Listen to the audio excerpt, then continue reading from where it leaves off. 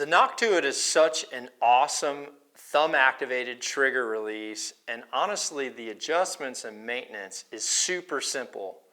First off, regardless of whether you have the mini Nock to It or the regular Nock to It, adjustment has already been made for you from the factory. This is one of the things that we do with each and every release is we adjust the thumb position, the pressure, and the travel to match my exact releases and how I coach and how I personally utilize mine. However, I will go through the simple adjustments that you can do for either your pressure for your trigger or the travel as well as maintenance. Now when it comes to the trigger, you have the option to adjust your pressure, and that pressure is going to be adjusted right here in the top of this casing. Now on the side of the release, there's a small Allen which comes free in your package. That is the set screw that snugs down to tighten this tension screw. So you'll want to use the small Allen key and lightly loosen this side set screw before making your adjustment to the top tension screw. All you have to do to adjust the pressure that is required to activate this release is to cock this release, and you can turn your Allen key clockwise to increase the amount of pressure that's needed, or counterclockwise will make the trigger lighter for pressure to fire.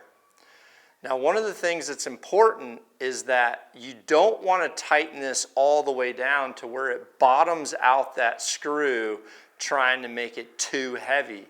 Because if you bottom out the screw and squish it, it's not going to function properly.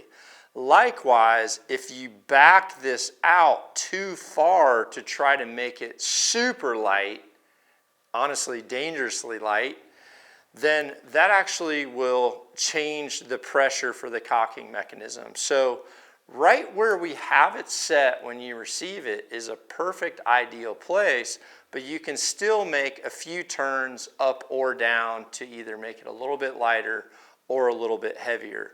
So if you cock that release and you make a little bit of a clockwise turn, you'll make this a little bit heavier to go off, or if you do a little counterclockwise turn, it'll be a little bit lighter to go off.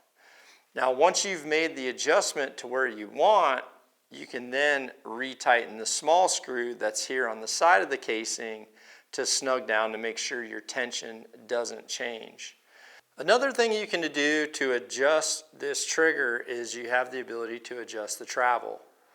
Now the travel is typically set right where you want it, and what I look for in a thumb activated trigger release is a release that works off pressure but not movement or travel. But if you've adjusted your tension, then the next thing that you need to do is cock that release. You need to take your other Allen key and put it into the back of this small set screw that is on the trigger sear, and you're going to slowly turn this clockwise until it fires. Then if you look at this and you think of the arms on a clock, you're going to go backwards about 2 numbers. So that just activated when that turned to 3 o'clock. So now I've backed this up to 1 o'clock, and I can now cock this, put my finger on there, and realize that the travel is safe. Now what you're looking for is you're looking for a trigger that works on pressure but not movement. If you've loosened this travel screw up too much, then what happens is you actually have movement in that trigger before it'll fire. The movement's minimal, but if you feel movement, then the next thing that's going to happen is you're going to start anticipating when that is going to go off. Now by not having this much travel and just having it work on pressure, it allows you to get so consistent with how much preload you put around that barrel And that way, once you start your pull, you're getting a nice surprise, clean execution without feeling movement as you're also trying to trust that pin float. Those two things rarely work mentally for an archer. So pressure is way more critical than travel when it comes to properly executing and not have target anticipation. So I just made that adjustment to show you having too much travel. So now I'm going to go through this travel adjustment again. I've cocked the back of the release. I'm turning this until we get it to fire right there. Now I'm going to back it off about 2 or 3 numbers of a clock, and then you can go ahead and feel it and make sure it's the pressure you want without the travel. Now the other thing that you can adjust on the Nock to it is going to be your thumb barrel position, because this adjusto trigger is set to where the connection point is offset. It's on the side of the barrel, and so this gives you a lot of different options for where this barrel is going to sit in your thumb.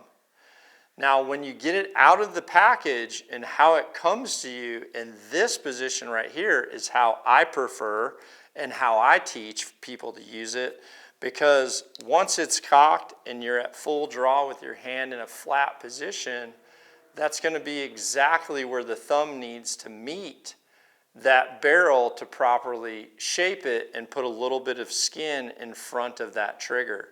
So we have preset this for you. However, some people like to rock their releases a little bit different. Some people like to tuck the release further back here, and in that case, they may want to roll that barrel a little bit further over. But those are simple adjustments that you can make on a Nock to it for pressure, travel, and barrel position in the finger. The last thing you need to know for setup and maintenance is going to be the type of maintenance that you need for a Nock to it. Now, it's always important to keep your archery equipment dry when possible and free of debris. This goes for a lot of things. Your release is no different.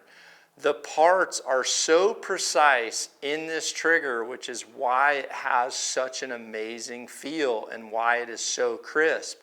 So keeping it clean is going to help you in keeping it consistent as well.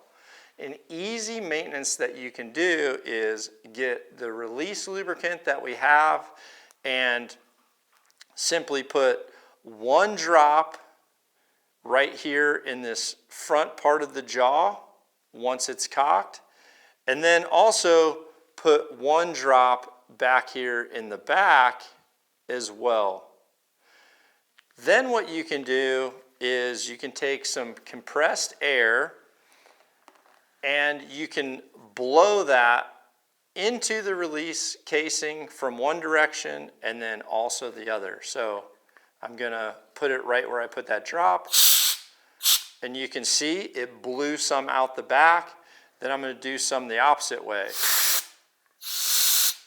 If you have any debris or dust in your release from a hunt, then doing this as a maintenance is gonna really help preserve the quality of the internals and make sure there's no corrosion or debris that's in there, but it also is just going to give you a much crisper, cleaner release.